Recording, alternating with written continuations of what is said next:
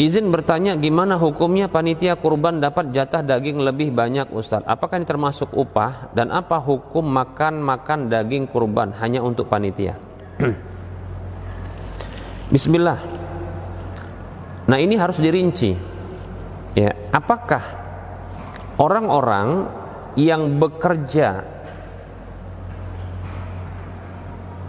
mulai dari menyembelih atau bukan menyembelih, yaitu menguliti, kemudian membagi daging, memisahkan daging dengan tulang, kemudian menimbangnya sampai ya itu menjadi ya tumpukan-tumpukan daging dengan jumlah berat tertentu, lalu dibagi kepada masyarakat. Apakah di wilayah tersebut orang-orang seperti ini dibayar ataukah tidak?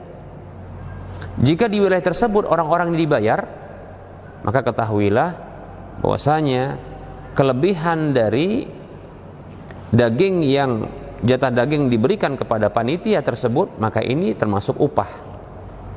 Namun apabila di wilayah tersebut panitia-panitia ini memang tidaklah digaji, tidak diberikan upahnya, maka kelebihan tersebut ini bukanlah merupakan upah. Kenapa demikian? Maka ini kembali kepada uruf namanya, ya, al-adah muhakkamah. Kebiasaan itu dijadikan sebagai hukum, demikian. Bukan tidak ada. Saya pribadi saya dapatkan di wilayah ya tempat tinggal mertua saya, ya, itu orang-orang di Ngawi sana, itu orang-orang yang ikut ya memotong dan memisahkan antara kulit dengan tulang, antara daging dengan tulang dan kulitnya, itu mereka digaji, diberi ya, digaji. Kalau tidak salah per orang adalah 50.000 sampai selesai. Demikian.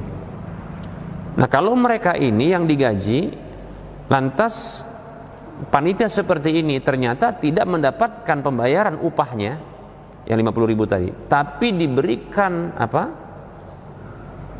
Bahagian jatah kurban plus dengan kelebihannya, maka tidak boleh. Karena ini seperti menjual daging kurban lewat upah dengan metode ya pemberian apa upah dengan daging kurban, tidak boleh. Tapi kalau dalam satu wilayah ternyata panitia kurban tidak digaji, tidak ada gaji, ya, mereka dilebihkan ya dikarenakan mungkin mereka mengambil sisa, tidak bermaksud untuk melebihkan tapi mengambil sisa. Kalaupun seandainya dilebihkan, maka saya katakan ya, dan ini disepakati contohnya, atau kita katakan ini hal yang ma'ruf di kalangan mereka, maka ini merupakan kebaikan yang berbalas kebaikan. Apakah kebaikan berbalas kebaikan ini termasuk jual beli? Jawabannya tidak. Rasulullah pernah diberikan hadiah